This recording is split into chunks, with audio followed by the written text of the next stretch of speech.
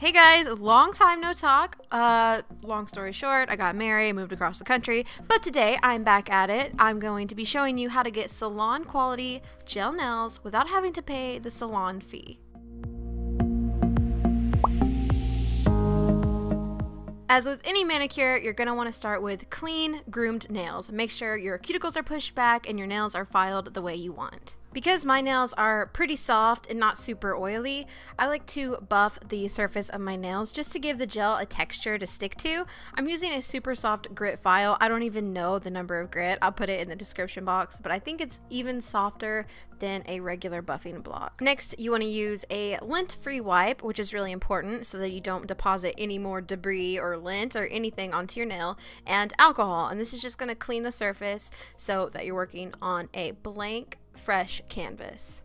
So a lot of times I'll just do this step, but if I want my manicure to last a very long time, I'll also use a primer. And this is called pH Bond. I'm not exactly sure what it is, but it looks like it just dehydrates my nail more, and if there was any oil that possibly survived the alcohol part, this gets rid of it, and it definitely increases the longevity of my gel manicure. And that dries pretty quick. PI base coat. So far, it's my favorite one. It applies almost like a regular nail lacquer.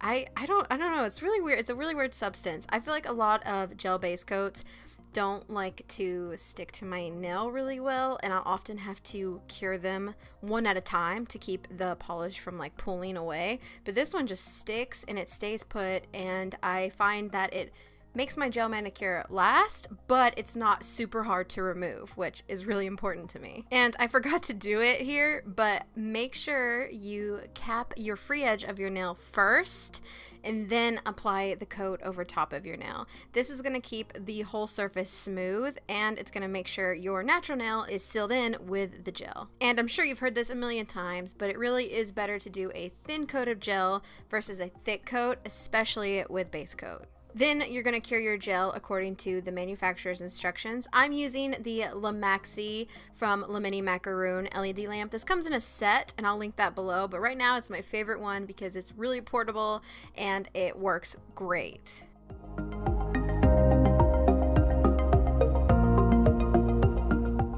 Or ready to move on to your color coat.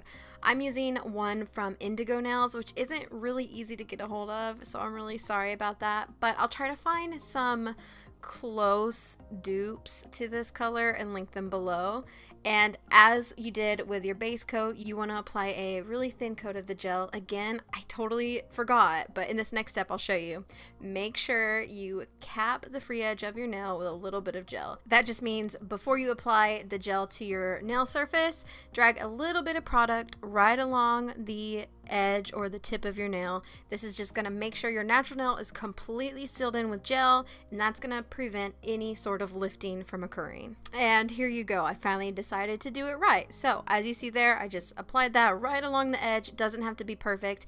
And this is also going to keep your nail from getting too bulky on the end. I used to seal the free edge in after I applied the gel onto the top surface, and my nail would always be very like heavy towards my free edge, and I didn't know why, and that was the reason. And I do try to get this color all the way to the edge of my nail, right up against my cuticle, but if you get any gel polish on your skin, make sure to remove it before curing. I also try to put the majority of the gel color right below my cuticle and then push it up toward my cuticle so that it's thinner around that area, and then disperse it down my entire nail evenly. And again, you really want to make sure you don't have any gel sticking to the surrounding skin, because if you do, once you cure it, that's just going to be an edge for your whole gel manicure to lift and then peel off. Then go ahead and cure your gel according to the instructions, and if you need to, you can do a second coat. One thing I want to say, if your gel layers are a little on the thicker side, when you cure them, you might feel some heat from the lamp. If that happens, just pull your hand out for a second and then pop it right back in. It happens if it's too thick, but it's not a big deal. If you do get gel on your skin, it might burn a little bit, and I try to just remove that really quick if I feel it, and then you're good to go. And another thing thing about capping the free edge, if you have shorter nails than I do and you get gel on like your fingertip area when you cap your nail, just make sure to remove that before curing, because that also is a part that sometimes is left there and that will cause lifting. When I first started out applying gel, one of the hardest things for me was applying it evenly. A way to combat that is once I've applied my color coat, before I cure, I just flip my hand upside down and gravity will pull the gel toward the apex of your nail, and that's going to create a nicer silhouette, and then I cure it. So if you notice that one of your nails has some weird bunching on the edges, that's because one of your layers wasn't cured long enough and then you applied another layer over top, so what you're seeing is a little bit of wet gel moving underneath a cured layer.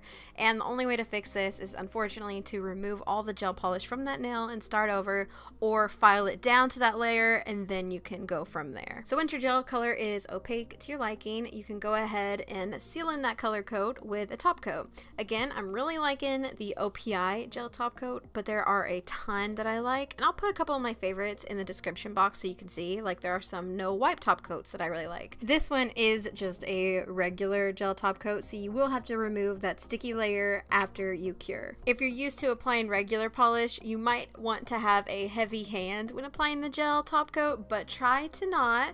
Remember to keep your coats thin. That's going to ensure that your manicure is even, curing is even, and it lasts a long time. Then just go ahead and cure your nails one last time, and once they come out, if you're using a top coat that leaves that sticky layer, you'll want to use a cleanser, or you can actually use alcohol. I've only done that a few times. I usually just use cleanser. And just remove that layer and you'll be left with a amazing, shiny, glossy manicure that's gonna last you a couple weeks, if not longer. Oh, and I almost forgot to complete the salon quality gel manicure. Pop on your favorite cuticle oil and rub that into your skin to rehydrate it and make your nails and hands look amazing. So there are my tips and tricks and how to apply gel for